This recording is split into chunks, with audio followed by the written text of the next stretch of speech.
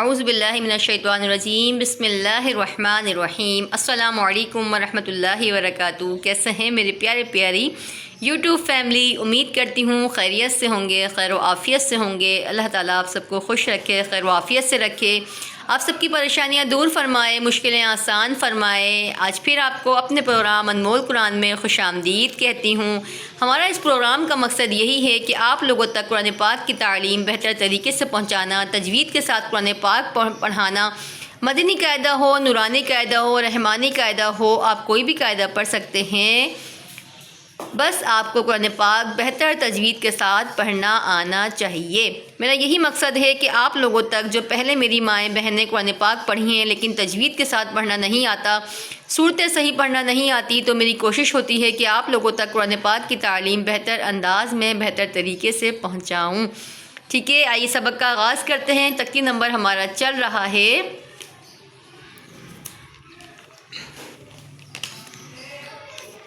19 جی، تختی نمبر 19 ہم پڑھ رہے تھے، الحمدللہ ہمارا ایک کمپلیٹ ہو چکا تھا۔ تختی نمبر ہم 20 پر آتے ہیں۔ آج ہم بات کریں گے امام حسین رضی اللہ تعالیٰ عنہ کے بارے میں۔ محرم چل رہے ہیں، ان کے دل چل رہے ہیں، تھوڑی سی ان کے بارے میں بھی معلومات حاصل کریں گے، لیکن پہلے اپنا سبق پڑھ لیتے ہیں۔ سبق ہم پڑھیں گے تختی نمبر 20۔ ٹھیک ہے، تختی نمبر 20 کیا ہے، پھر اس کے بارے میں تھوڑی سی معلومات حاصل کر لیتے ہیں۔ تختی نمبر 20 ہے اظہار مطلق۔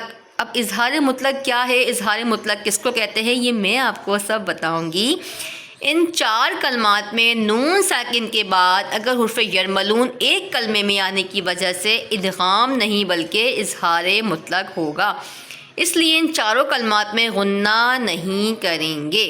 جیسے بسم اللہ الرحمن الرحیم، دال نون پیش نون، یا الف زبر یا، دنیا، بنون پیش بن، یا الف زبر یا، بنیا، نون دو پیش نون، بنیانن، صاد نون زیر صن، واو الف زبر و، صنوا، نون دو پیش نون، صنوان، قاف نون زیر قن، واو الف زبر و، قنوا، نون دو پیش نون، قنوان۔ یہ ہیں 4 کلمات، اس میں ادغام نہیں ہوگا بلکہ اظہار مطلق ہوگا۔ دوسری چیز ہماری آتی ہے سکتہ۔ سکتہ کسے کہتے ہیں، آواز روک کر سانس لیے بغیر آگے پڑھنے کو سکتہ کہتے ہیں، یعنی آواز رک جائے اور سانس جاری رہے۔ ان 4 کلمات میں سکتہ واجب یعنی سکتے کا حکم ہے کہ متحرک کو ساکن کیا جائے اور 2 زبر کو الف سے بدل کر پڑھا جائے۔ ٹھیک ہے، اس کو پڑھیں گے اس طرح سے، وقیل من راکن، من پہ رک جائیں گے، ٹھیک ہے، سکتہ کریں گے، آگے پھر بعد میں پڑھیں گے۔ کلا بل رانا من مرقدنا هذا عوجا قیما، ٹھیک ہے، ان کو پڑھیں گے اس طرح سے۔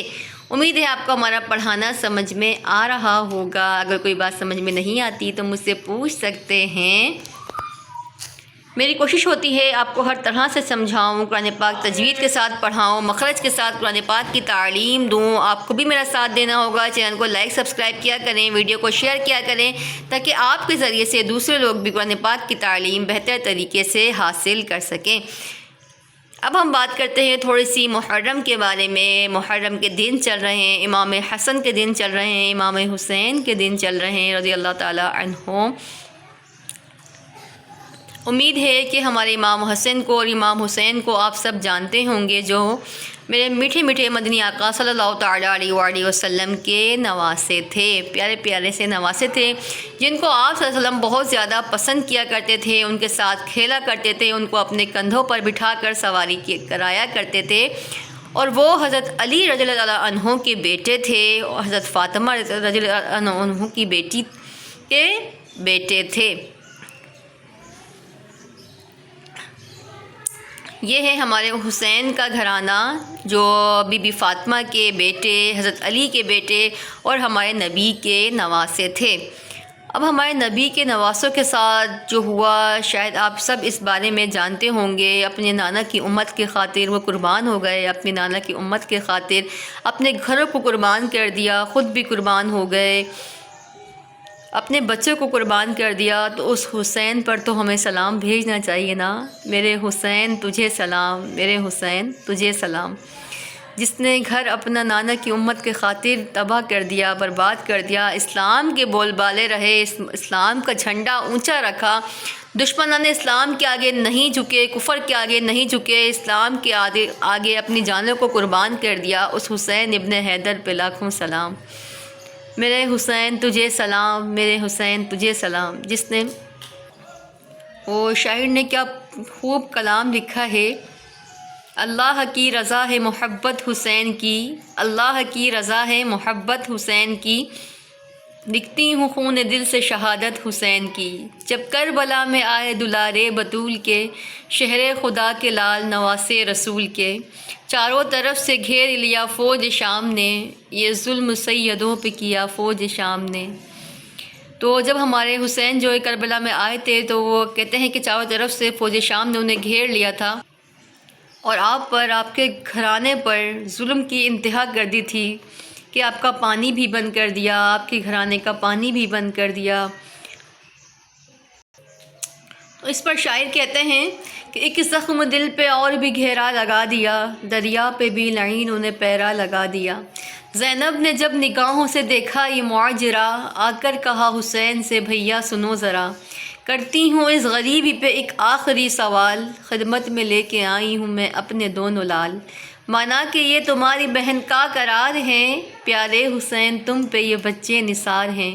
جب حضرت زینب رضی اللہ عنہ نے دیکھا اپنے بھائی کو اتنا پریشان، حضرت زینب جو تھیں وہ ہمارے حسین رضی اللہ عنہ کی پیاری پیاری بہن تھیں، اپنے بھائی کو جب پریشان دیکھا تو اپنے بہت چھوٹے چھوٹے معصوم سے بچے تھے وہ لا کے ان کی راہ میں دے دیے کہ میرے پیارے بھائی، میرے پاس اور کچھ تو نہیں ہے لیکن میں اپنے بچے آپ پر قربان کرتی ہوں، انہیں قبول فرمائیں۔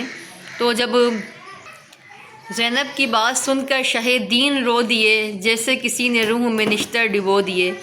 جب اپنی بہن کی یہ بات سنی تو آپ رو دیے اور اتنا روئے جیسے کسی نے روح میں نشتر ڈبو دیے۔ فرمایا جاؤ رن کی اجازت بھی ہم نے دی، تم کو شہید ہونے کی عزت بھی ہم نے دی، زینب تمہارے لاڈلے خون میں نہائیں گے، یہ لال ہم سے پہلے ہی جنت میں جائیں گے۔